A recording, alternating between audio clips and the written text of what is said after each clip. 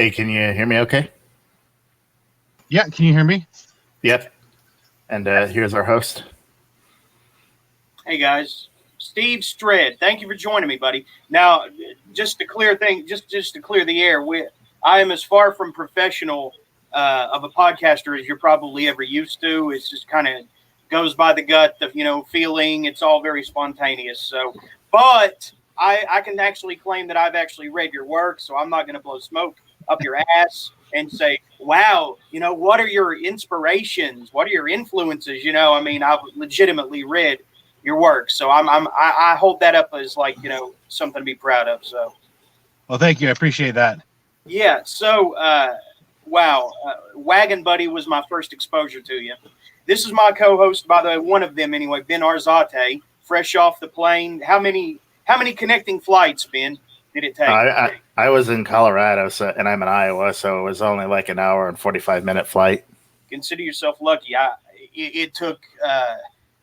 I don't know. It took at least 6, there and back when I went to Oregon. So, and there was a layover. Had to stay the night at a little shitty Comfort Inn, with tongue in cheek on the word comfort, So, because of a layover, a flight delay or something, because of too much baggage on the plane, it wouldn't have flown right. But so yeah, that shit can be a pain. But so it's getting pretty late out there where you are, right, Steve? It's only 5:00 here now. I thought you were in the UK. No, I'm in Canada. So almost, but not quite. Yeah. I think a lot of people. Canada is almost France. Yeah. Yeah. Especially if you're in Quebec. Do you speak French Canadian? No, I mean, I used to be, okay in French through elementary school and high school because that was our second language component. And back then, because I would have been going through elementary school and then into high school through the 90s. So, back then there was always that expectation that, young Canadians, you'd end up either becoming an NHL player or something. So it was always, ideal if we had that French component in case we ended up playing for, Montreal or whatever. So, yeah, so it was grade 11 French when I decided I no longer really cared about French, and I actually wrote my French final completely in English because I didn't study for it. I barely showed up for class, and it was at that point where I just kind of gave up. Yeah. That's a Chad move. Aside from their literature, I don't really care about French either. Right?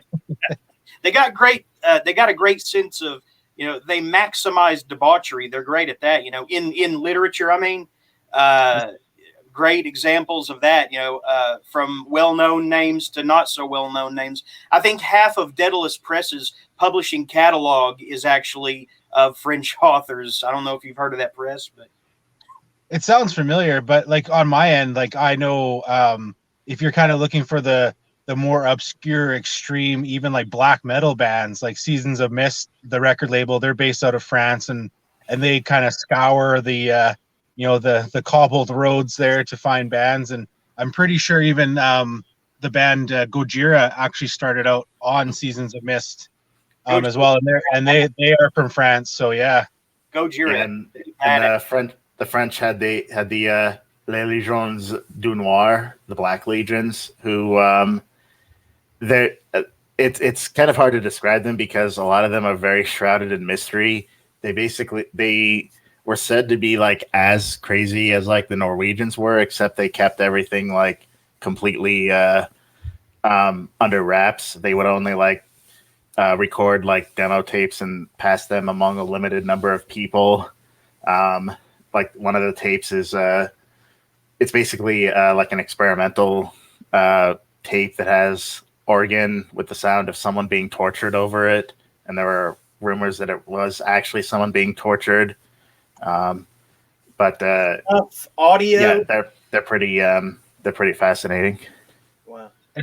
For me, that stuff I find completely fascinating. It sounds horrible, you shouldn't it shouldn't intrigue you, but kind of being in the world of reading and writing horror and loving kind of the the darker metal and the darker stuff like that. Like when you hear that stuff, like that's still what gets me excited is the, like, oh, we passed, or, years ago there was a tape cassette that was passed around. Like now, a lot of times you're just like, okay, like there's a new band, I'll go see if it's on Spotify. And, and usually it is. The tape trading underground in the 80s got a lot of bands, their start. And yet now it's just this big mishmash of downloading single tracks. The concept album, I hope the concept of the concept album never dies, but people buying, an entire collection of songs in linear format, that I hate to see that go. Because imagine playing The Wall out of sequence. And I'm still a massive fan of listening to an album over and over and over. And a lot of times, like, as an example for me personally, the most recent At the Gates album, I wasn't a huge fan initially of the audio production. It was more kind of closer to the 80s type stuff.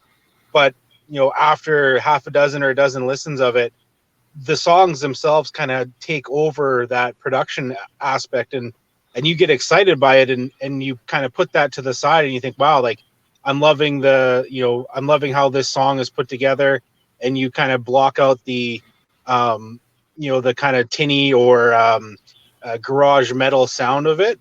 And now a lot of times, pop right now is in a whole just horrible, but pop really goes for that overproduced, really kind of streamlined, everything sounds auto-tuned sound.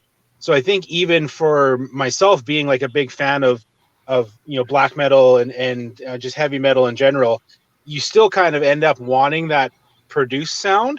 So when it comes out and you're like, oh, whoa, like that's not like crystal clear, you kind of have this reaction to it to begin with, where you're like, like, what happened, guys? Did you not have a budget for it? But then when you listen to it a bunch, you're like, oh no, they wanted to go to their roots. They wanted to, really get back to that, like you said, the 80s tape trading mentality. Yeah. I recently found a playlist on YouTube. It was called Doomer Music, Suicidal Depressive Black Metal. And like all of that is like extremely fuzzy and very, very lo-fi and all of that, but it really like adds to like the utterly bleak atmosphere of all of it.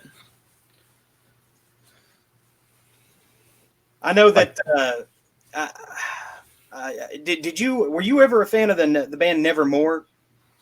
Yeah, actually, I lived in the Lower Mainland in Abbotsford, down by Vancouver, for over a decade while I was doing university. Yeah. And I had a friend who I was working with when I worked at a pizza place who was a drummer in a band, and he was like, he was all about the Seattle stuff, but not like, nothing wrong with the Pearl Jam and Soundgarden and Alice in Chains, but he was very much the, Himsa and Wolves in the Throne Room. And he was like, dude, like you need to listen to Nevermore. And so when Nevermore's This Godless Endeavor album came out, that was the first time I heard them. And it was actually one that he forced me to go to the mall and buy on the release day. And the second I heard that album, I became such a fan of them. So This Godless Endeavor was your first exposure to them? Yeah, the first exposure that I really know about. Like when I listened to their older stuff, I'm kind of like, I probably heard that at some point, but I didn't have those previous albums until after I bought This Godless Endeavor, and then it was, engulf everything else that they've ever released, and saw them live 2 or 3 times, and just you did, like, oh yeah, I saw them on the first time I saw them was on Gigantour with Megadeth. So I saw them there, and then we there's this. Am I allowed to swear? Yes, you can say anything. It's like, so there's this absolute shithole of a concert venue in Seattle called El Corazon. And so El Corazon, I don't know if it's still managed by the singer from Himsa, but at one point he was the guy who like essentially booked all of the bands. And so we went down there actually to see the At the Gates reunion show. And so we went there, and when we were there, somebody was like, are you coming to see Nevermore next week? And we were like, what do you mean? They're here next week? And they're like, yeah, they're playing a local show. So we went back the following week, and the tickets were like, I think $7 or $8. And there was that is steal. Yeah, people hate it when I say it because we saw at the gates the reunion show for $20. There was, I think, 300 people there. Then we went and saw Nevermore the next week, and then the following week we went back and saw a band who's completely slipping my mind.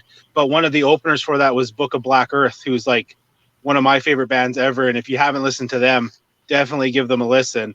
But yeah, so went and saw Nevermore there.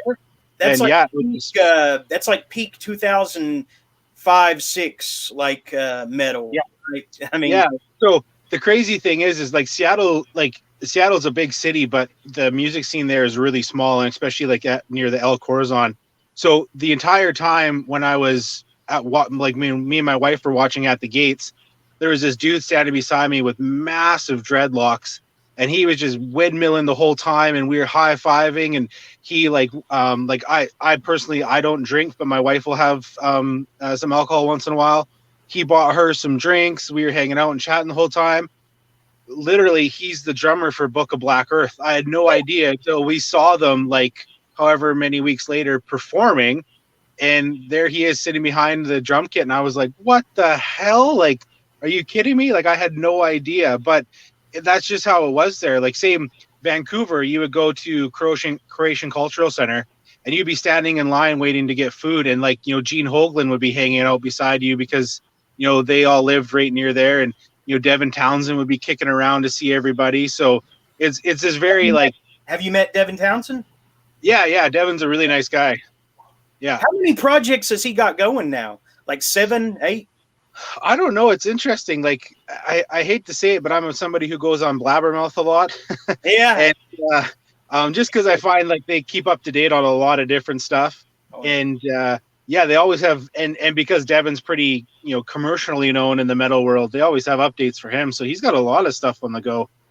My favorite project of his ever was there was only one album under this moniker, but it was Ocean Machine. Yes. Yeah. That is my favorite Townsend record ever. Yes. I mean, just gorgeous. I sometimes I'll listen to it and it'll depress me a little bit. And I think he was depressed when he recorded it. But other times it's like, wow, man, I'm like tapped into the veins of the human entity or something. It's just amazing.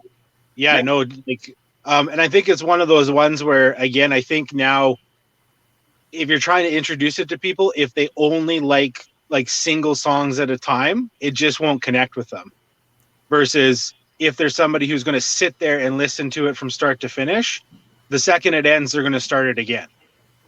But what's funny? We were talking about Nevermore. I didn't know that the lead singer had passed until a few months ago. Crazy. Yeah, I think a couple of years now he's been gone. I didn't know. I was waiting for the big reunion album or the next Nevermore masterpiece. My first exposure to them was Dreaming Neon Black. That record about the guy whose girlfriend left and joined some cult and he never saw her again. But it was their next record that I still uphold as their best ever, and it was Dead Heart in a Dead World. Every song on that is a 5-star masterpiece of audio. I mean. Wow. Yeah, just insane stuff. Believe in Nothing, I mean, that's an anthem in some metal circles now, and to the point that some other band that was newer at the time, back in 2007, covered it, and I don't remember who they were. All Else Fails or something. Okay, yeah. There's a lot of bands around that year with those type of names. I know. And I was also big into Mastodon and Ulver at the time. I don't know if you're familiar with Ulver, but I don't mind Ulver. It's not something that like I actively seek out. And it sounds kind of, I don't know, kind of lame, but I've kind of fallen away from enjoying a lot of Mastodon's stuff. I don't know if it's just like when they came out, like Blood and Thunder and March of the Fire Ants and all that, and you were just like, holy man, like these riffs are huge. And now they seem to be very progressive, and it's not anything bad about the progressiveness, but just where I'm at in my musical headspace. Like it just, I'm like, like, okay, great, there's new Mastodon, but I don't take the time to really dive into it anymore. And it could be really good. It's just not for me right now. Everything Mastodon does is a concept album, by the way, even now. Yeah. So I love that they're that creative, but I don't. Think the last one I really enjoyed was Crack the Sky. And that one we saw them on that tour with High on Fire and Converge and Death Clock, actually. So that was a neat tour. How do they pull off Death Clock's live shows? And we're getting to the main your work here in a second. No worries. So Death Clock was essentially so is the main guy whose name completely is gone for me right now. He was doing Explosion. So he was doing the guitar and singing. They had I think it was the bass player and guitar player might have both been from Alice Cooper, and then Gene Hoglan was drumming. But they essentially played behind a giant screen, essentially, and then they just had the Death Clock, the Metalocalypse stuff, kind of projecting. Cool.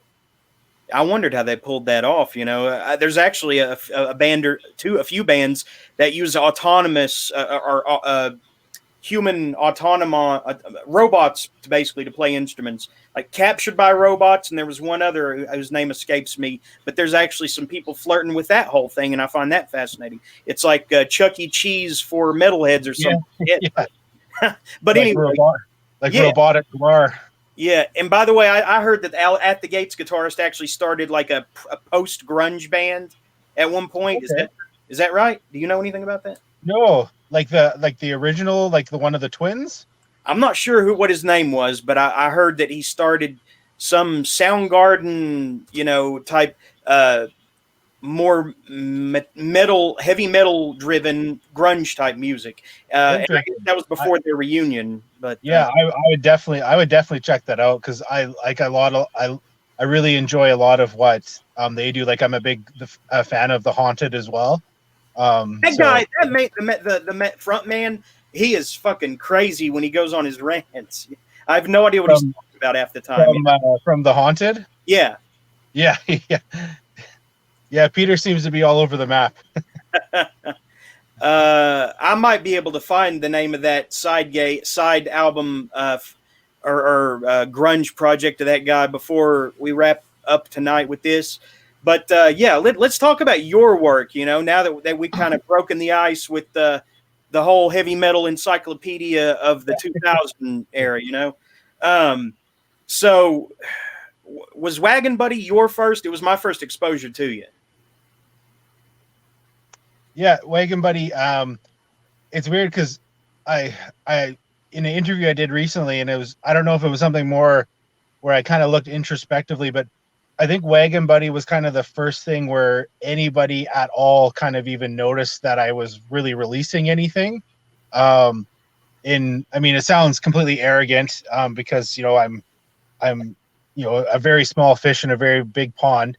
But it was kind of, I don't know if it was I don't know if it was the cover or if it was kind of that synopsis of it being kind of this story about a guy and his imaginary friend that kind of caught people and got them excited for it, or if it was simply the fact that I released that and I released another novella, I think 15 days later, called Yuri. It seemed to be one that a lot of people suddenly were like, oh, hey, like, what's this about? And it's kind of like the little wagon that keeps going. Even today, I think on Twitter, 2 or 3 people tagged me in reviews for it that they had just read it. And I mean, part of it is I've had a couple free ebook promos of it. So that gets some people who may have missed it in the past, picking it up and checking it out. But yeah, Wagon Buddy was originally written as a shorter story for my second collection, Left Hand Path. And while I was doing it, I just kind of realized that, the word count I had for it didn't do it justice. And I had to really just pull it out of that collection and expand upon it and do it, make it its own standalone release, really. So to sum up, the main character in Wagon Buddy, Scott, he is an abusive home, right? He's in an abusive situation, and this I've imagined the Wagon Buddy with different resemblances at different times, but at one point, I think the initial description is that he's almost like covered in flies or something, right? Yeah, essentially, when I first kind of created him, he's kind of this. He's a mishmash of a few different kind of classic guys. So I'm not gonna say any of that because I don't want to impact anybody in what they picture. But when I kind of work on him, I always picture him as, like you said, this kind of really tall, almost muscular guy in a big black cloak or a leather jacket who's covered in flies. He's kind of got this long, greasy, gross hair that's matted and rotting skin underneath this old kind of hockey mask type face covering. But the mask he wears, it covers it enough so you can't see it, but it doesn't cover it enough that you can see enough of it that you really don't want to see what's underneath it. I seem to recall at one point he puts on the mask to placate or reassure Scott, doesn't he? Yeah, it's cool because he meets up Scott when Scott's like a younger guy, or a younger kid, really, where he's having trouble because his mom's drinking a lot because his dad's left, and the kids at school are really bullying him because of that. So he essentially, Wagon Buddy talks to him from out in the shadows in the backyard, and then he puts it on so that when he steps forward, he doesn't scare Scott to death, essentially. Mm-hmm. By the way, Ben, you got anything? No, so I'm unfamiliar with your work, so I'm mostly going to just be listening here. Okay. Unfamiliar, you said? Yeah. Yeah. Surprisingly, Steve, a lot of our regulars on this show actually checked out Window in the Ground based on my recommendation, I guess. Oh, thank you. Unfortunately, though, most of them won't be here until later, probably after you've left. So, but they all seem to really connect with it.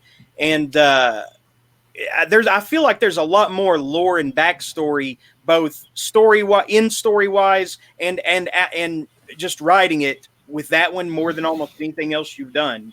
Yeah. So, like, so Wagon Buddy actually shows up for maybe like 3 seconds in The Girl Who Hid in the Trees.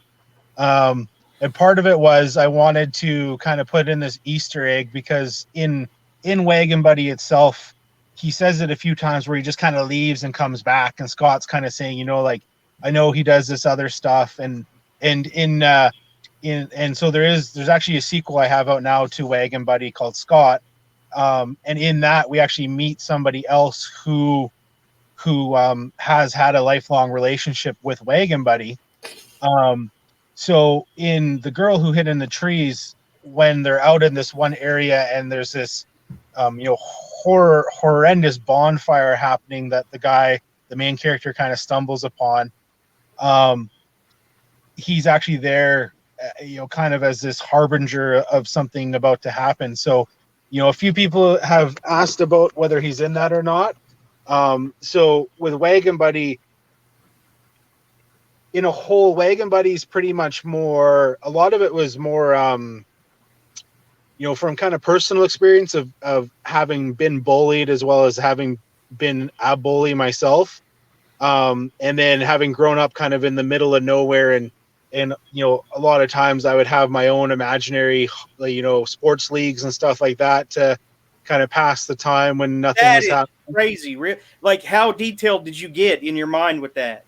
I mean, yeah, pretty. I mean, I've never lost a finger, but it was just one of those things where I was, where I grew up. It's kind of a harder redneck area of the world, and people kind of are lifelong livers of that world, and stuff just kind of happens.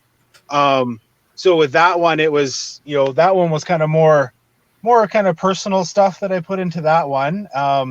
But so Window in the Ground was definitely, of them, you know, it's one that I spent a lot of time trying to get the as much detail with as little amount of detail as possible into it, if that makes sense. Mm-hmm. Trying to be completely vague about stuff, but also some sentences kind of opening this whole world for other people that they're like, oh, wait a minute. Like, I think it was like in the one email when we were chatting about, something went across the sky that was large enough that its wings kind of blocked out the moon. Yeah. But that was kind of it. That was like, that's all I kind of gave. But that's all I needed to put together what we talked about. And Yeah. I kind of feel like I want to spill the beans on that, if that's all right, because I only have one person that comes on here that's actually gives a damn about being, hearing spoilers. Yeah. All the others seem to be chill with it, and it won't prevent them from, reading things. But anyway, most of them have already read this anyway. Before we kind of spoil this and talk about some of the deeper mechanics of this story, because there are some things that I still think about even now. And this is a pretty short story compared to like Ritual, Communion, Girl Who Hid in the Trees, right? But for me, it's the most impacting one of what you've written so far. So basically, how do you set up, I've tried to explain this to people, but basically it's like, how certain like attractions in a park, like a fountain or something, may have a plaque with details, historical details. Or this was built here then, well, basically, there's this little road in the backwoods near a park or in a park or something, right? And there's a signs posted saying, stipulating some rules to follow when you go out to this window that's actually looking down in the ground, and you made it basically a what do you call it? Not a monolith, but what's the other word for monument? It's a monument that's kind of whispered about around town. It's not official, but I guess it would be kind of like the Georgia Guidestones, right? Yeah. So I mean, it's kind of so originally when I did the first draft of it, there was a few things that were a little bit different, but for me, it was kind of that idea that kind of every small town has this like hidden thing that everybody knows about, but nobody ever talks about. Mm-hmm. And again, and a lot of the stuff when I write it, a lot of it comes kind of from where I grew up, and where I grew up, we didn't really have, there was the houses that were the farmhouse that was abandoned for years that you never went by at night because obviously it was haunted. But it always seems like a lot of the locals, they'll always know kind of something. And even when you're a tourist, you'll go there and you'll say something like, "Oh, I want to go eat at like Grandma June's restaurant," and all of them will be like, like, "Are you sure you want to go there?" And like you have no idea because you're not from there. So with this one, that was kind of the emphasis or the basis of it, was that this town kind of, it has this mysterious hidden thing that you don't learn about until you're 18, because that's when they've deemed people to be, responsible enough to kind of follow the rules. And the story kind of picks up on the day that, our main character's grandpa decides, he's had enough of the rules, and the boy needs to see what actually kind of controls and what kind of keeps the town, essentially safe. And this takes place in like the first 15 years of the 1900s, right? Possibly. Well, I mean, it kind of has to take place in like around, say, 1810, 1815, something like that, right? Because you mentioned Sears Roebuck catalog at one point, and those. Yeah. I mean, I tried to keep it as like non-year as possible, but obviously, yeah. So he's as a lot of young boys did back in the day. He has the Sears catalog to kind of look at the underwear section, and Grandpa drives him out in his car, that sort of thing. So it does take place kind of, you know, early. When I was doing it, I was thinking more kind of 1950s ish, kind of when the catalogs were coming along. I But feel at like the there same was time, something that hinted at, though, that it would be in the first like 15 years of the 20th century. And the moon is mentioned like later on, when way much more time has passed. So I don't know. I feel like there may be some confusion as far as the timeline, but that's a nitpick. yeah. So that's actually part of it, was because I wanted to play with, um, you know, because at the end we kind of find out, you know, what's actually happening and what this guy's role is, and why he's telling the story. Mhm. So I wanted to play with how well his memory was, so that you you would think some of the things maybe afterwards, like, was he actually, you know, was he saying what he actually was seeing, or, you know, is his memory kind of going from it?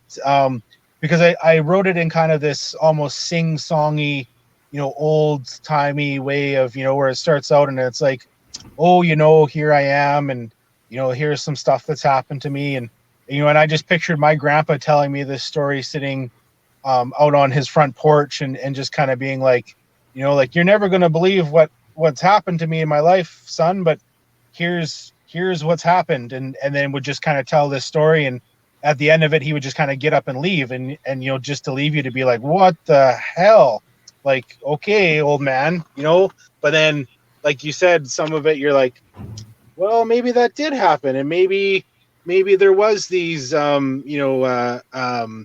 this coven of, you know, kind of lustful women dancing around, trying to conjure things from underneath, and, you know, right as him and his friends show up, that sort of thing. So yeah, I tried to play with the timeline a little bit, but initially, when I did it, one of my beta readers, I had a different part in there, and he had said that it completely messed up how it read, so I deleted that part, and I think by deleting it, it did make it flow a little bit nicer. Have you ever heard of iceberg theory with that Ernest Hemingway kind of, you know, threw out there? Like the you only see 10%. That's it. That's the Yeah. I feel like there was a lot of iceberg going on right here, and Yeah. that's another reason I love it, because I can kind of add to it in my own mind, like, you know, what this means and why this didn't work in the story, and, you know, and I mean, I feel like when you do delete certain crucial things, it can have that effect, you know, that allows people to kind of fill whatever they want. But so Grandpa takes, you know, the kid out there to see this window in the ground, but what are the rules? One of them is to not look directly in, right? Yeah, one of them is, now you're going to put me on the spot about trying to remember what my own rules were. One of them is, pull it up. not to look directly in. You know, women who are, on, you know, during their that time of the month shouldn't go there. You can't bring any meat. No animals. Got it right here. Do you mind me sharing this Oh no, have at it. this excerpt here? Okay. I'll just share this and people can get a look for it themselves. And some of these are kind of weird. Is it showing up? It's not, is it? Okay. I can't see it. We'll get it.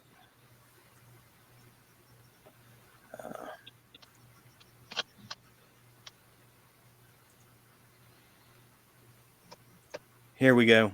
How about now? Yeah, I see her.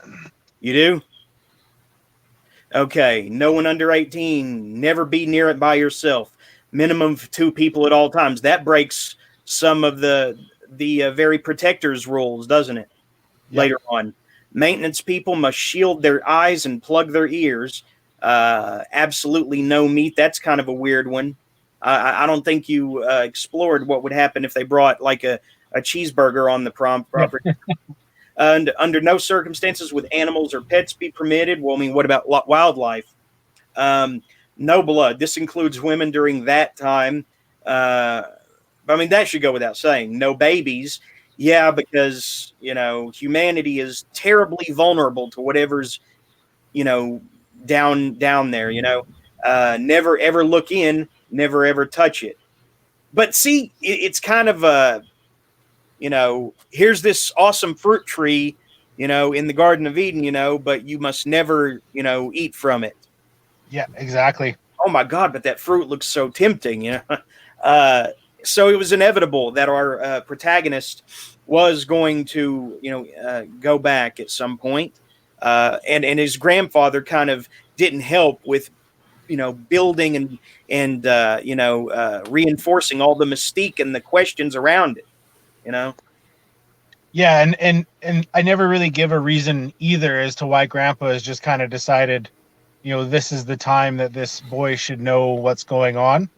Um, and and I think that was part of what some people connected with, was that, it just, sometimes in life you just have that moment where you crack, and that was, for whatever reason, that was Grandpa's moment where he cracked. And I do kind of allude to him knowing that he should have known better, but he kind of just brings the boy back to his parents and says, this is what I did, I'm sorry, but here you go, and now you deal with it. And then kind of the dominoes start to fall. I'm not going to say, all the stuff that, goes on with Grandpa later, but I'll just say that uh, he has a very interesting character arc. I thought that he was just going to be a one and done, Yeah, well, I took him down there. I wanted him to, get some, hair on his, grow some hair on his chest, get a rite of passage thing, and I thought that'd be it. Maybe his parents would deal with him from then on, but there is an interesting reoccurring, development with Grandpa. And you said that you pulled back on it a little bit and changed it in the second draft, right? Yeah. And I mean, part of it was that I didn't want it to just become, I think part of it was I've been working on like ritual and communion in the third part so much as well. And with that one, like, I think I think I just hit over 400 hours on the dark web on a cult chat room for that stuff.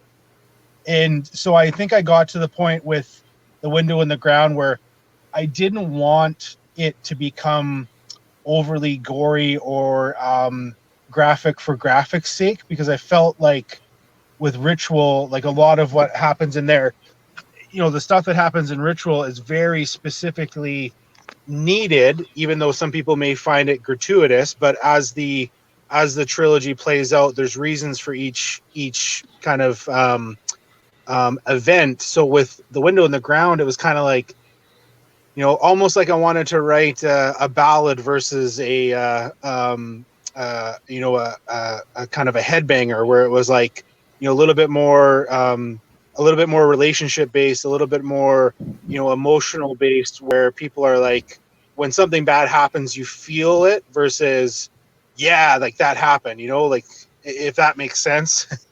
Yeah.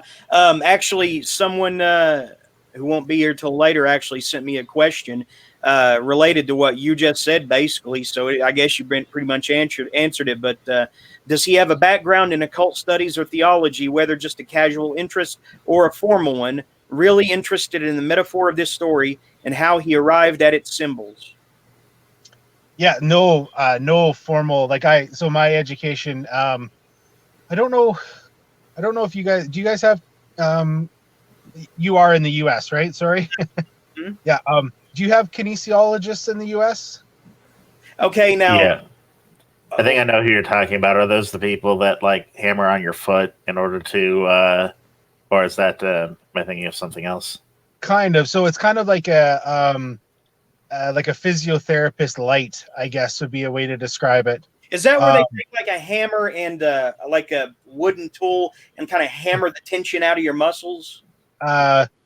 In some parts, yeah. So yeah, I did my university degree in kinesiology.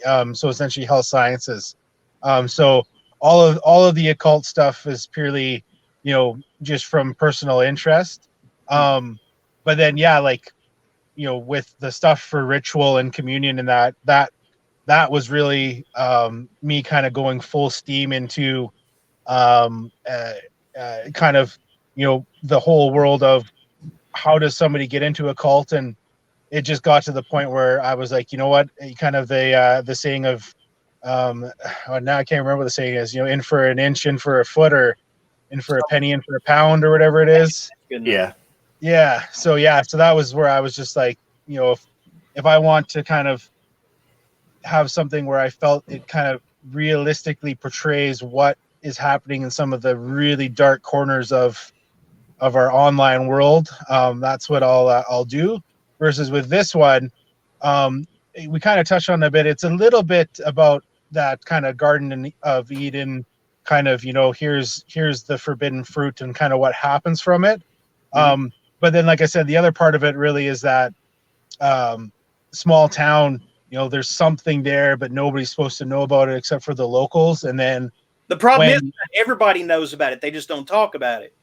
Yeah, so it's kind of that unspoken, and also that the fact of like, this is a younger kid who's not supposed to know about it for, almost another 5 years, and his grandpa just, gets fed up and says, "Here you go, boy. Like, I'm throwing you to the wolves, and best of luck with what happens, but I can't have this on my conscience anymore." And it infects the visitors with a sense of urgency, just like the main character has to, he can't wait to tell his friend and say, "Look, we got to go back there, man. You won't believe what's down there."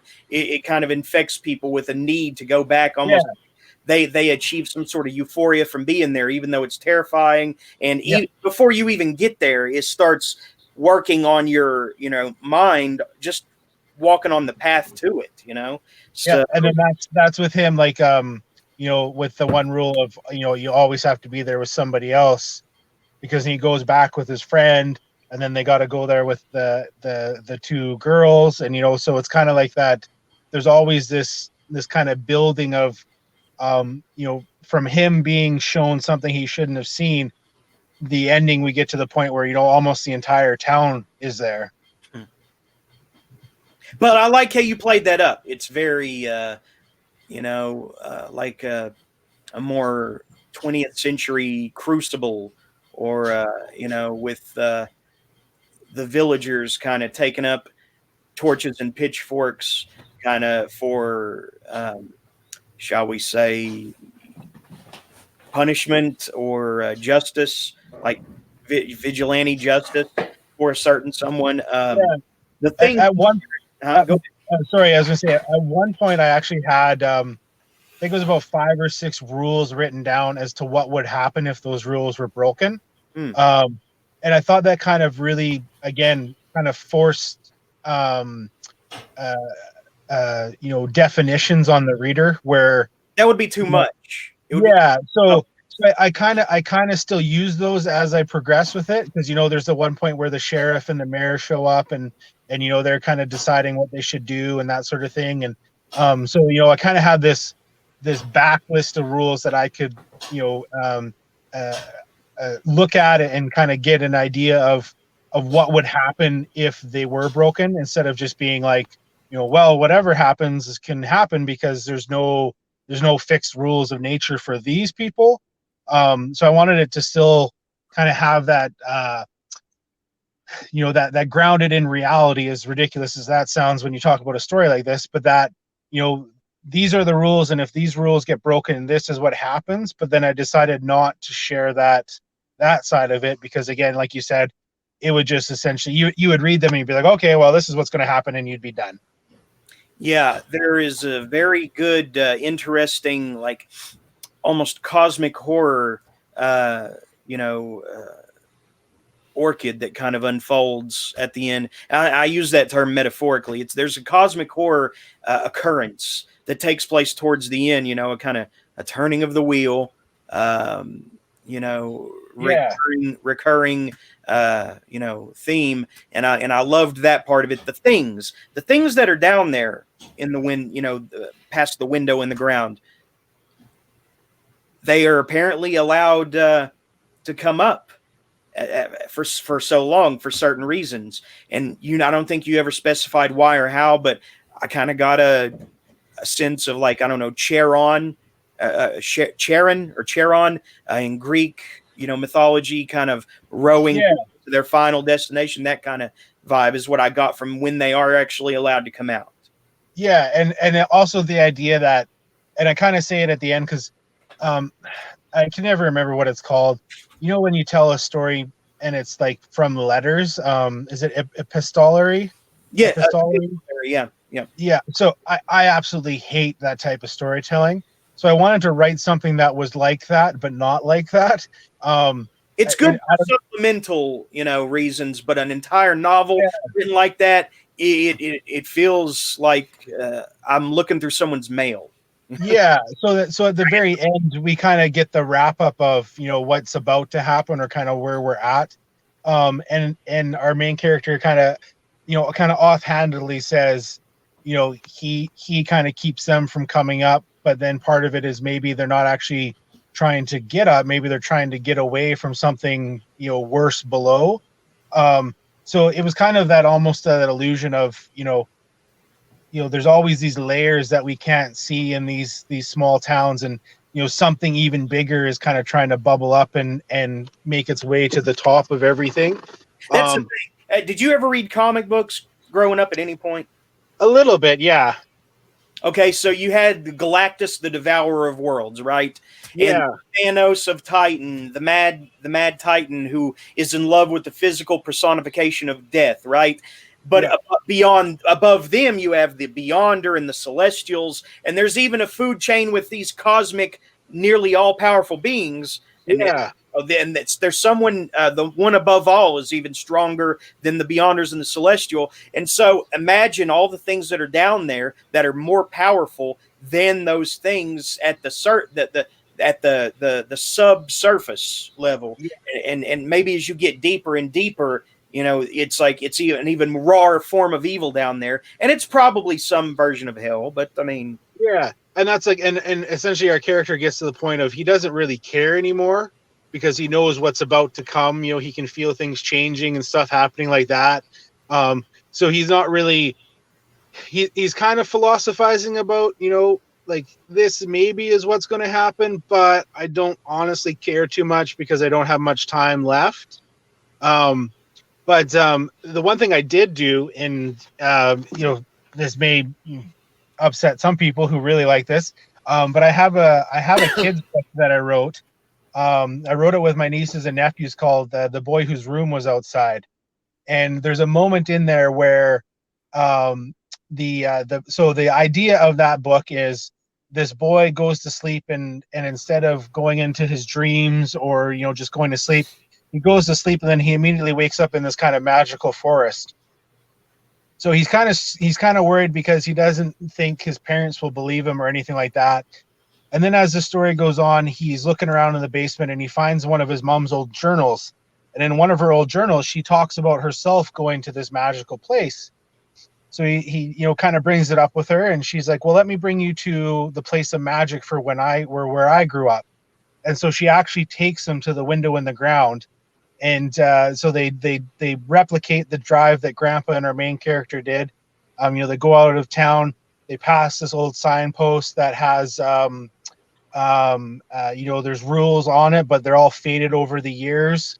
And they walk up the hill and they come to this area, and the grass is kind of overgrown, and there's this mound out in this clearing, and there's like steel fencing all around it that's protecting anybody from going in there, but it's kind of crumbled in on itself. So with that book, I kind of alluded to that the events from the window in the ground precipitated that town's destruction because they drive out to this place and there's just kind of this town that's not really has any inhabitants anymore in this stuff. So for me, I kind of tried to give it a bit of an extra closure, but also a tie-in so that if a young reader read this book, they would be curious about this window in the ground that the boy and the mom go to, and then hopefully then they would look into this other book when they were of age to read it. I love that whole thing of like universal unity when authors do that. It's becoming more commonplace and I think it should be common practice. Really, I hate it when people write like several different iterations of an apocalypse story where people somehow continue surviving, and it's like, well, this apocalypse couldn't happen beside this apocalypse. For some reason, that sends me off in a spiral of fury in my brain, trying to believe. Yeah. I like the concept of plot, or author, authorial, story unity. So you've got the Castle Rock thing going on. I appreciate that. One is loosely tied to the other, and Stephen King made a career out of doing that. I think Absolutely. Robert McCammon and Dean Koontz may have flirted with that approach as well. I can think of several others that have, including Brian Keene. You've probably come across Brian Keene at this point in your career, right? Yeah, for sure. Yeah. Keene uses it even more than Stephen King does. But so what is The Girl Who Hid in the Trees? Because I think that's the only one that I haven't had any exposure to yet. So The Girl Who Hid in the Trees is kind of a folklore coming of age story where essentially something kind of is haunting McConnell's forest, and it opens up kind of with an event, many years ago, and then flash forward a little bit, and this young guy, he's really excited because he's going to be playing with his brother later on, but his brother and his friends, they want to go say that they've went out into the forest and kind of survived it, but then of course they never come back. And so the main part of the story is, the younger brother and some of his friends deciding they're going to go out to McConnell's forest and kind of prove what's happened and find out what's happened to his brother and his brother's friends. But of course, as always, when they go out there, there's something actually out there waiting for them, and things kind of get brutalized after. Cool. Ritual and Communion, are those like the longest you've written so far? No, I have 3 novels out. I'll say 3. I have Invisible, Piece of Me. Oh, and The Stranger. The Stranger would be the other novel I have. And then Piece of Me is a kind of a dark, I think they call it grim dark, where it's it's horror-ish, but there's a lot of kind of fantasy elements to it. It's all set in a world filled with snow, and it's essentially about a woman whose husband and son go out for the hunt to kind of pad their food stores for the winter, and they don't come back, and so it's her, kind of year after year hoping that they come back. And then after about a decade, she randomly spots somebody out in the wilderness, and he says that her family's still alive. And so then the two of them decide to go find them. Cool. So yeah, you've been more prolific than I originally was led to believe. Yeah, I have a number of stuff out, honestly. And you've contributed to anthologies. What is Yuri? I just bought that a few days ago. So Yuri is a so Yuri was the one, as well as Wagon Buddy, that was written to be in the one collection together. But Yuri is essentially a story set in kind of snowy, dark Russia wilderness, where the son of a farmer, Yuri, begrudgingly takes a job at the mines owned by the richest man in the country, and when he gets there, he finds out that kind of the house that he's living in isn't exactly what he thought it would be. And I call it my twisted haunted house story, because it's kind of a revenge type story, but also a ghost type story. It's one that I think, for whatever reason, I think because I released it right around the time of Wagon Buddy, it it got overlooked a bit, but it seems to be getting some love recently as well. Talking about haunted house novels, have you read Maynard's House from I think it was written in the 70s or 80s, maybe? I don't know. It's based right after Vietnam. Have you ever read that? No. I recommend that to people when they talk about haunted house novels. I almost feel like there's nothing left to explore with haunted house novels, but I mean, a few people have proven me wrong on that. Like what God of Hungry Walls by Garrett Cook was pretty good. Maynard's House by Herman Rocker, and House Without a Summer, which I kind of read on and off. I come back to it. That one's pretty interesting. The House That Fell from the Sky. So there's a few, but I mean, a lot of them tread that Amityville thing, almost, fitting the mold instead of breaking it. There's only so many ways you can, rearrange and shuffle the family, unit around to be unique, but yeah. So hopefully I don't tread any of those familiar tropes, because I tried to set this one up quite differently. So hopefully that'll kind of tick those boxes for you. I feel like you have unfinished business with the not the window in the ground, because, well, I know a lot of pagan kids or whatever, or just drunken kids in their drunken revelry will party around this thing at night, kind of like our local legend. People go through the Sensabaugh Tunnel and they'll turn off the car in the middle of the tunnel to scare their dates, and you've heard of the story of the I think a few different places have this legend, so it's kind of been copied over and over. But it's clearly bullshit. But supposedly, if you stop on a certain hill, it will go upward because of some gravity anomaly. Yeah. You'll see kids' handprints on the back window, like they were pushing it. You've heard that, right? Yeah, we had one. We had one near where I grew up. That was kind of different, but so near where I grew up, there was a roadway called the Monashee, and in the wintertime it was a horrible road, and many people have lost their lives there. But there's been some really bad accidents where people had survived it, and so the kind of story that goes there is that these people who ended up living right before they got into the accident, they would see essentially some form of death standing on the side of the road, and that's what saved them, because they either hit the brakes or they did something that didn't that allowed their vehicle to hit in a different fashion or whatever. So there's this little stretch of road where kind of when you come around the corner, you're supposed to look off to the left, and if you see death standing there, you're about to be in an accident, but you'll live.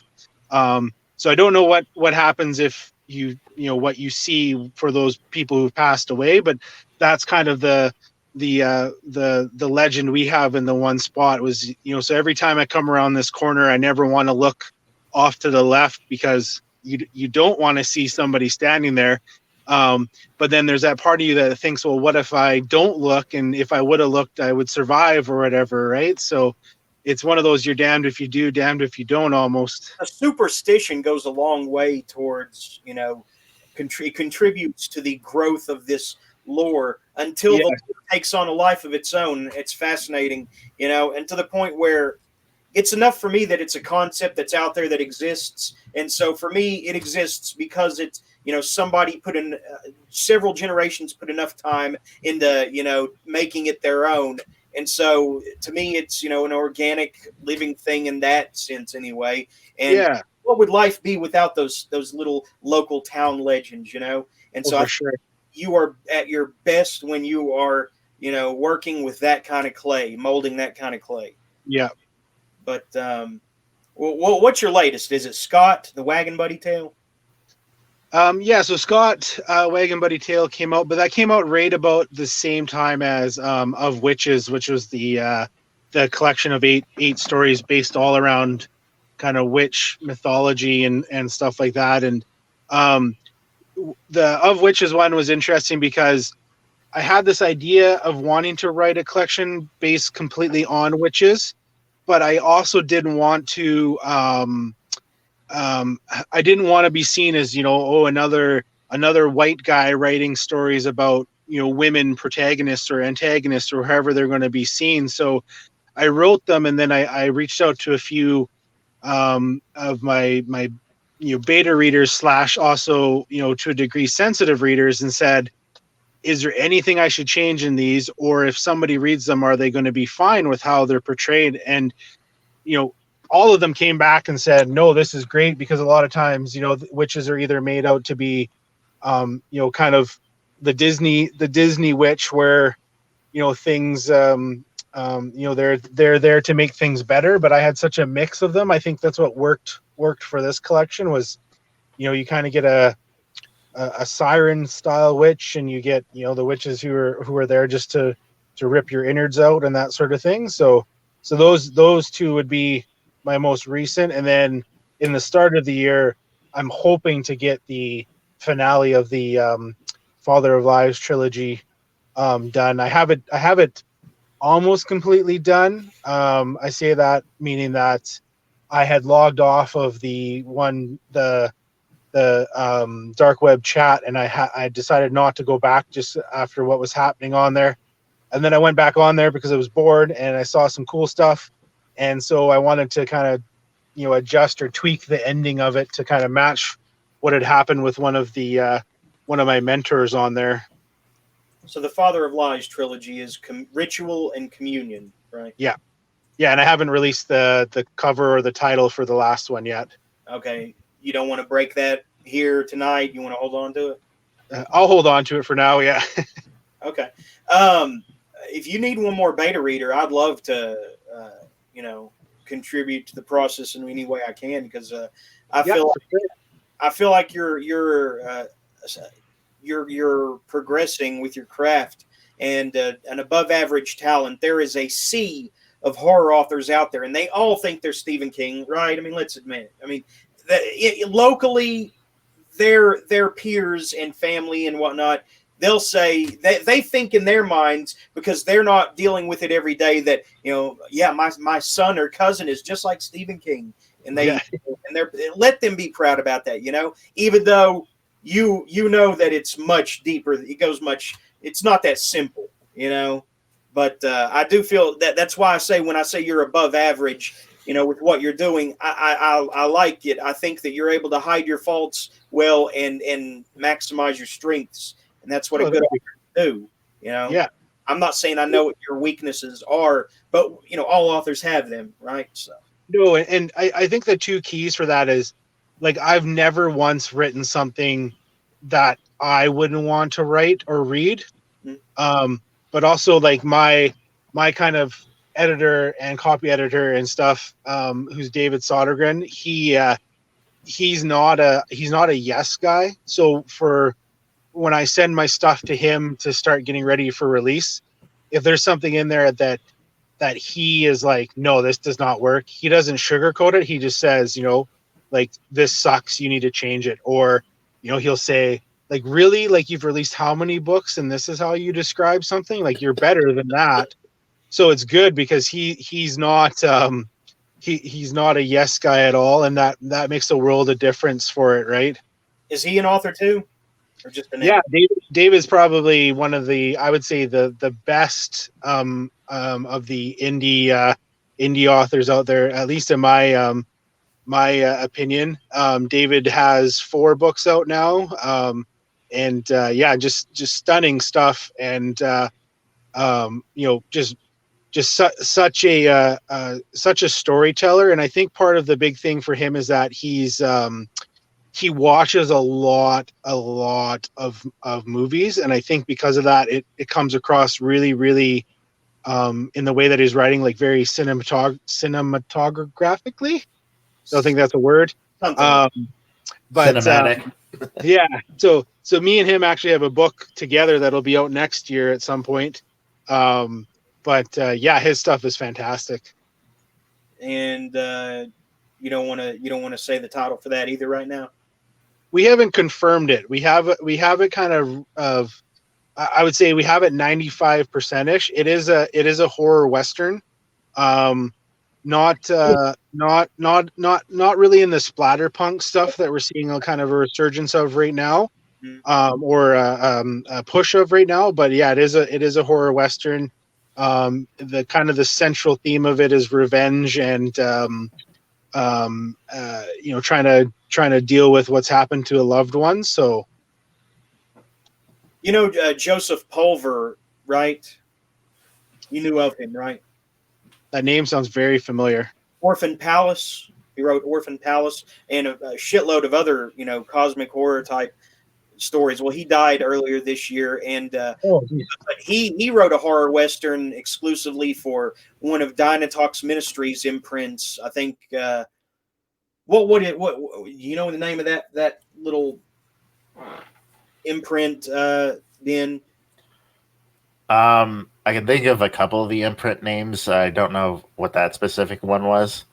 The one that deals with all the Lovecraftian type stuff. I want to say I think that's something like Xenobos or something like that. I don't know, man. That might have just been the name of the. I think it was like Dunhouse or something like that. Yes, Dunhouse Manor. Yes, thank you. But anyway, so Joseph Pulver wrote a horror western too. So this is like people are really liking horror in a western setting because it was never explored for so long. It was dominated by the gunslingers that were totally mortal and played totally straight. No supernatural stuff unless it was like God or an angel intervening to save the good guy, something like that. Other than that, you never see supernatural stuff. What? I kind of wonder if the popularity of Cormac McCarthy's Blood Meridian was an influence on that.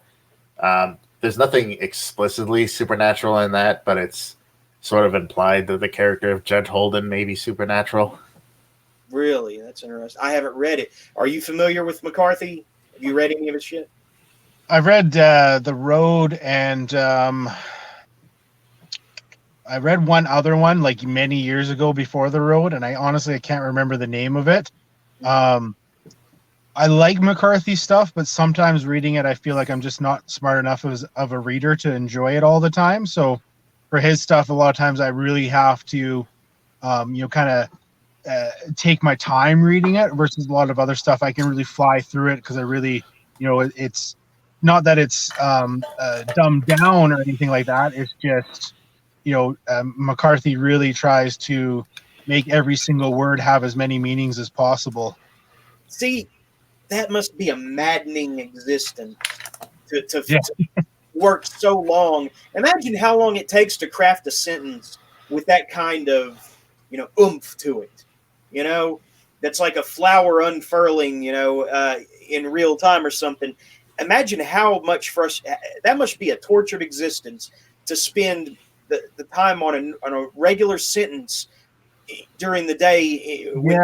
We'll write out, an entire 5 or 6 chapters or 5,000 words or something, and this poor guy is sitting here like, no, it has to be perfect. It'd be interesting to see kind of how he works with his editor. Is it something where he's more in charge and in the lead of how things will go, or if he's really open to suggestion and does he send them the manuscript and they go through it with a red pen and send stuff back and then he takes that, or is it just this is how it is and make sure I have no spelling mistakes and get it out there, or how it works? Yeah, and what's fascinating, this used to happen a lot more in the old days with the traditional publishing model, but a lot of times authors would have the book just taken away from them, before they were even finished. If it took too long to redraft it, or they just kept on, and it was like, no, it's my masterpiece, it's my magnum opus, bury me with it unfinished. But then publishers dude, we got to sell it eventually. And I may be wrong with this, but I think that was one of the reasons, or that was one of the rumors I heard as to why James Patterson started using so many ghostwriters, was because it's something, and again, I could be completely wrong, but like I think almost 3/4 of the stuff he releases now is written with a ghostwriter. Oh, okay. And for the most part, they don't get the credit for it. So it's rare to see something of his where it says, James Patterson with, or and versus usually it just says James Patterson. But I know somebody on Twitter had actually had a thread about it, and they get paid like $5,000 to write a James Patterson novel, and it goes out and they get no rights from it or anything. It just poof out it goes under James Patterson. It's an international bestseller because it's got his name on it. And I think that was one of the reasons why he ended up doing that, was because he was getting to the point of needing to release so many books. He just didn't have the time to do it. And there was such an interest for it. It just, he ended up getting the ghostwriters and his editors, it worked for them. So. Yeah. All right. So here's one of the people I mentioned who have actually read Window in the Ground. And luckily they're here to talk to you. I was about to wrap up, but Regina, if you have anything to ask Steve, it's been a fascinating discussion. Really one of the better ones, I think, to me. Hey, Regina. Hey, Steve, man, I loved Window in the Ground. It was really a great, I found a very occult metaphor. And I was wondering right out of the gate, do you have a background in occultism or theology or anything like that? No? No. Yeah. And we talked about it briefly before, but where I grew up, like we probably from, I would say 7 until maybe 10 or 11, we were kind of forced to go to Sunday school on Sundays. Mm-hmm, and that was kind of like, everybody went to Sunday school, and then, you sang in the Christmas choir and that sort of stuff. But that was about the extent of my like religious experience growing up. But everything else from that's really been more kind of on my own kind of interest. Right. And it's funny because I can actually pinpoint the exact time I started to really get into it. And do you guys had Columbia House, right? The record, like you'd send in. Yeah. Like the you get 10 CDs for a cent or whatever. The scam. So that's where I got most of my music from. And one of the ones I got was a Ministry album. And in the artwork they had, I can't remember what it was, but in one of them they had this artwork for this book. And in the town that I grew up, they had like a drugstore that had one of those like wheel like turning turnstile bookcase thingies. Right.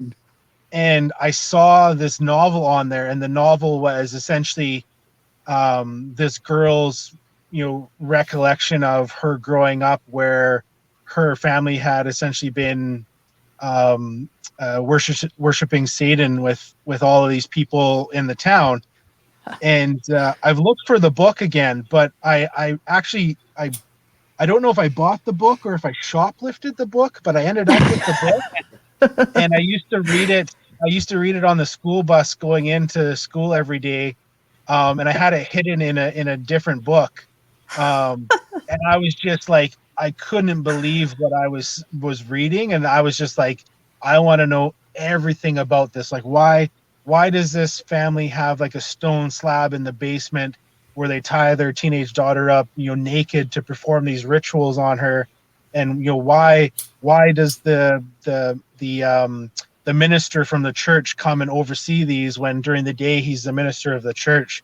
So that was that moment where I was like, all right, like I want to know everything that's ever been dark before. Yeah, right. Awesome. Sounds like it was a good book. You're going to have to, if you think about that title, you're going to have to send it to me on Goodreads or something. I actually tracked it down a while ago, and from what I gather, and I can't actually remember the name of it, but from what I gather, it's been like wildly discredited that like she had made up a lot of this stuff. It's one of those like repressed memory type things. Was it written by Beatrice Sparks? I think her name was. I can't remember. The girl who wrote Go Ask the woman who wrote Go Ask Alice. Oh God. So Satanic Panic? No, it wasn't that. But I just remember, and like, but now like a part of me is also like, was it discredited because it was real and I'm totally thinking this conspiracy theory wise or what? So Interesting. Very interesting. Yeah, no, it sounds like I can definitely see how that kind of influenced your interest in fiction and this book in particular. Definitely.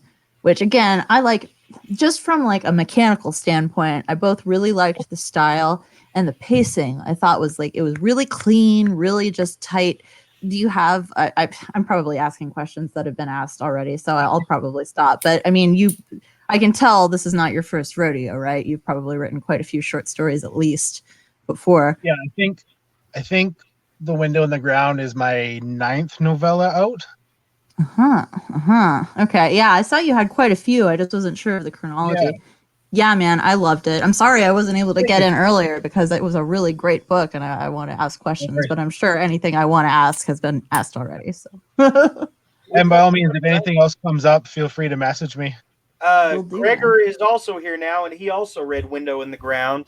Gregor, you got any questions for Steve? We're probably about to wrap up soon, but I'm pleased that everyone who has read it was able to get something in. What do you got to ask him? I mean, I don't know what has been covered. I mean, the only thing I could really say is that I enjoyed the book, and I would definitely pick up another one. Now, it seemed as if, from looking at other titles that you have out there, this might be a departure from the usual stuff that you put out, and this was a little bit different and inspired in a different fashion than your other work. Is that correct? I would say kind of. All of my stuff is typically more in the kind of the darker realm of stuff. This one, the way this one is written is I would say quite different from the other ones. Saying that, I would think the closest one to this one in terms of feel would be Wagon Buddy, and then the sequel, Scott, a Wagon Buddy Tale, that came out a couple months back. Okay. And I think part of it is just the more kind of the less visceral approach to it versus all of the other stuff has some pretty brutal, gory aspects to it. Although Wagon Buddy does have some gore to it. I mean, I guess even The Window in the Ground does a little bit as well, but not to the same extent. Right.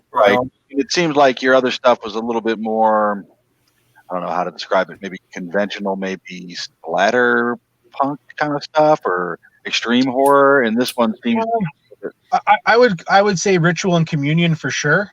Yeah. But then as an example, the novel Piece of Me, that's more like grimdark fantasy stuff about a woman trying to survive in a winter wilderness. And even like Yuri I wouldn't call that very splatter punky, although like The Girl in the Trees might be more in the splatter punk realm. Yeah, because it seemed like when the premise was different than at least what I was able to glean from the synopses of the other books that you have out. Like, it seemed like this was more of a novel premise. You know what I mean? Like, yeah. The way it's kind of been described, it sort of reminds me of The Cipher by Kathy Koja. Was that an influence at all? I actually haven't read that yet. I have it on my Kindle to read. It's just been one of those ones where everyone tells me to read it, and I just haven't got to it yet. And I've had a few people who've said, reading what you wrote here, I think you would really like that one. So I do need to get to that one sooner than later. Are you more of a Kindle or physical copy guy? Because that's a big difference. Authors vary on that. Yeah, for me personally, I'm 100% Kindle. Me too. Yeah, simply because like I read a lot, and but I also still co-sleep with my son, so I couldn't keep a light on. I couldn't. It was tough to flip a book page when you have one hand and the other hand he is like has it wrapped up in his arms and stuff like that. So up until he was born, I was 100% physical. And I was even like, like Kindle, like what an abomination to like, the sanctity of the written word. And then it was like he arrived, and I was like, well, how the hell am I going to keep reading anymore? Right. And Phoenix, another of our regulars, has joined now. Glad to see everybody popping in now that we're an hour or so in. Phoenix, I know you don't generally give yourself over to horror. You're more about like almost the metaphysical plane of human, mundane existence, right? I guess to describe where your head's at, right? Well, no, I would say that I'm very much influenced by speculative fiction, which does include some horror. But I generally more read either literary fiction, fantasy, philosophy. I haven't read as much horror. You got anything for Steve? He's very much repping horror tonight. Anything you want to discuss? We're probably going to let him go here. I've interrogated him enough. But Well, I always like asking writers like what their process is. So, yeah, I'm curious what your process is for writing your books. Yeah, I think I'm a little bit different than a lot of them. Saying that, I mean, this may be exactly how some people do, but I typically write the entire first draft mentally. Okay. I don't know if it's just like I come from an athletic background where we did like a lot of visualization for stuff, and for me it was kind of that carryover of, this is how the story is going to go from A to B to C to D. I don't typically like physically outline stuff. Like I don't write down what's going to happen or anything like that, because I have it all kind of completely done in my head. And then I'll typically barf out the first draft where it's just almost like a sprint. A lot of times my first drafts, I'll typically get done within about 2 to 3 weeks. And then I'll just let them sit there for a couple months while I work on the next thing. And then when I get kind of closer to finishing, book number 2 or whatever I'm working on, I'll then go back and do a rewrite or a reread and a tweak. And then I'll send it out to some beta readers and then off to my editor, and then essentially get it prepped for release. So at this point, because this is going to be, this will be what, year 6 of doing this, I guess. It's almost formulaic in a sense, where I know how long it'll take me to go from, when I first start writing something to when it'll actually be released. Yeah. Well, and I saw that, I think it was this book specifically, The Window in the Ground. You described that as coming of age horror. Yeah, I mean, everybody kind of has their own definition of coming of age.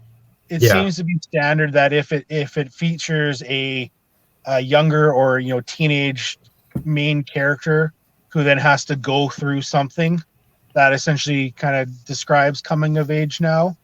I guess it falls into that category.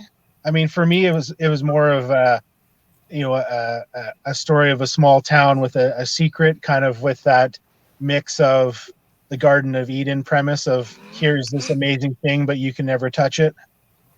Yeah, I didn't really think of it as coming of age horror when I was reading it. Did you think so, or did anybody else on this show think so? It didn't really have the coming of age vibe to me. To me, it was more like coming of age when you're extremely traumatized, and the trauma itself is your coming of age experience, kind of. And you just are like then coping with that for the rest of your life, basically, and inflicting it on others. And see, he has a very unorthodox life after that initial experience of the story, and so for it to be an actual legitimate Bildungsroman, as the literary elites call it. I think he would have had to have broken away and had other experiences, but unfortunately, he was robbed of the.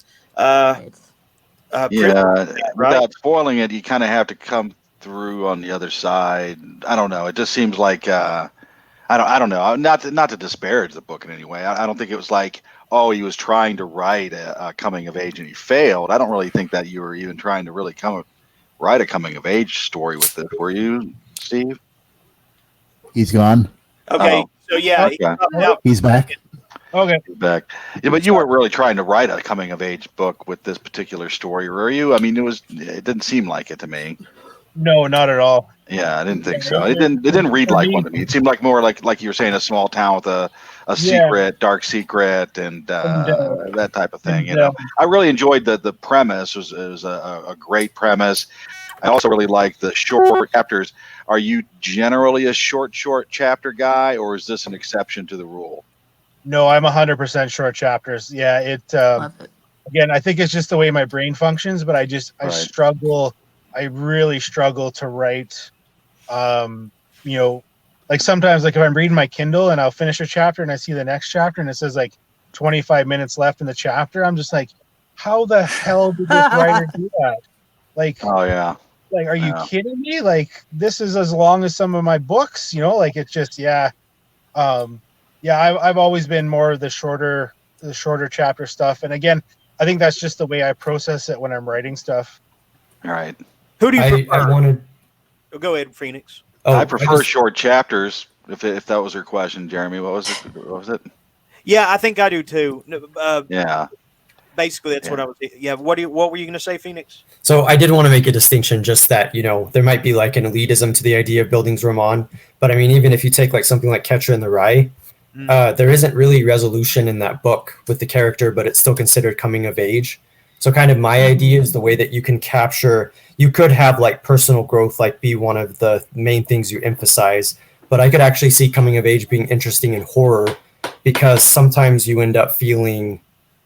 I mean, I haven't read the book, but if the idea is that he went through something traumatic, or this character went through something traumatic, that maybe that wasn't necessarily needing to be resolved. Maybe that's part of the point, especially if you're capturing something like trauma, and that definitely fits in the context of horror. There you have it. Yeah. I mean, definitely you can have coming of age, horror, right? There's plenty of examples of that, but I just don't think this. I personally don't think that this fits that particular genre. Not to say It's that. what happens to him, that kind of launches it into a whole different realm. And I love, Right. it's hard to not give away the conceit of what was going to initially happen in the first run through, Steve, that you told me off air, and then what it became later. I'm fascinated by that, but I am kind of worried about spoiling the whole thing based on what we've already said about it. Right. I usually don't care about spoilers unless someone present does, but I do feel like there's one thing that was enough of a surprise to me while reading it that I wouldn't want to rob someone else of it. So, but let's just say the last few pages kind of made my imagination soar more than the rest of the story did. Just Yeah. And like I said earlier, like we just kind of get to that point with this character where you can just tell he's given up at the end. He's just, he sees the inevitable, changes that are happening and what's about to occur. And like I said, I hate epistolary. epistolary. I hate that type of storytelling. So this was my attempt to do something like that, but not to do something like that where, you kind of read about this guy's life as he's telling it to you, but it's not specifically, January 1st, 2009, this happens. So when we get to the end, I kind of wanted it to just be like wow, like he's really given up and here's why type of a thing. That to me seems like such a powerful theme, though, because I think often in books, we're expected to have an arc, and those arcs are valuable depending on the story you're telling. But to have have actually a character defeated by that is really interesting to me. Yeah, the story is really good. I think Phoenix, this is something that you would actually probably like. I mean, The Window in the Ground. Yeah, no, I'm gonna check it out. I mean, it falls roughly into the horror genre, but I wouldn't even consider it to be genuinely something that most people would consider to be horror. I could see it. I Yeah, don't know. I mean, You know. I call all my stuff more dark fiction because Yeah. again, I try to blur that realm of or blur that line of genre stuff. But I've had a Right. few people who have said, like, this isn't really a horror story, so I don't really know if I like it that much. And it's like, okay, well, sorry, it wasn't just blood and guts. Yeah, I mean, I would say it's like maybe dark fantasy, maybe, it kind of. I mean, it has a lot of, I mean, there's a strong, like, somewhat surrealistic element to it. I think that you would enjoy, Phoenix. Yeah, no, definitely. I hear the term grimdark thrown about a lot now, and you dropped it earlier in what you were talking about. So does that apply to like really, really dark fantasy, or Yeah. can that apply to modern stuff too? I think it's primarily for super dark fantasy, like, with gritty realism mixed in with your medieval high fantasy stuff, right? I mean, that's kind of what that term has been coined for, I think. Yeah, it originally came, I think, just kind of generally to describe this phenomena in adaptations of superhero movies, or also like The Dark Knight Returns just as a comic book, because like it just took Batman to like a totally dark place, and I think I'd never heard it used in that term. I've only heard it used to describe like the Joe Abercrombie type of fantasy novels Yeah. and stuff like that. I think I've it heard kind it of used for spread fan out to fiction those. too. For Oh what? yeah, Okay. yeah. It's like Fan for edgy fiction. stuff. Okay. Well, anybody else have anything for Steve? I think you gave us a good hour and a half, and I would love to be a beta reader for whatever you got coming next if you ever need one more. So, For sure, yep. okay. Yeah, So I got a bunch email's on the in go here, so I'll email you. my email's in the private chat there. And yeah, Phoenix, you were going to say something before So I got to listen to a little bit of the podcast earlier, but I had missed the context of you were talking about metal, like metal music. Oh, we talked a lot about metal. Okay, yeah, I need to check that out then. That's pretty cool. Well, let's see, what was it? You said you met the guy from what was it? Book of Black Earth. I've met quite a few actually, but the drummer from Book of Black Earth was the one that I think we specifically talked about. Yeah, I just wondered because does metal influence your style of writing at all? Like the themes in metal or the style or anything? To a degree, it's more that I use the music to kind of drive the atmosphere I'm looking for. So, Okay. As an example, for the third book in the one trilogy I'm working on, the only thing I've really listened to while working on it has been music from Dimmu Borgir, which is an black metal band. And then I have a kind of a secret-y project that I'm working on right now, and I've only been listening to Arcade Fire while working on that. So a lot of times it's just more kind of looking for music for me that fits that atmosphere that I need to kind of create. So it kind of drives where I want to go with each scene, I guess would be a way of saying it. How about Acid Bath? You ever listen to them? Years ago, yeah. Again, that's a band that I really need to be in a specific mood to listen to. What do you prefer, When the Kite String Pops or Pagan Terrorism Tactics? I honestly couldn't even tell you right now. Yeah. For me, it's the Kite String Pops. But man, they actually did some acoustic stuff when they were in that doing that music. That was better than a lot of folk. It was just dark folk, like grim dark folk music or something. Yeah, but really wicked lyrics, huh? Scream of the Butterfly is easily my favorite track off that album. That's what I'm thinking of. That and Bones of Baby Dolls. Anyway, yeah, I'm getting all nostalgic. Steve, it's been a pleasure, man. And if you ever want to come back for any reason, even to talk about somebody else or talk about some other subject or rant about something that's bothering you, you know, you could be as regular here as you want, or you can just come and plug your shit, whatever. Sounds good. Yeah. No, thanks for having me, and I'm glad we got this to work.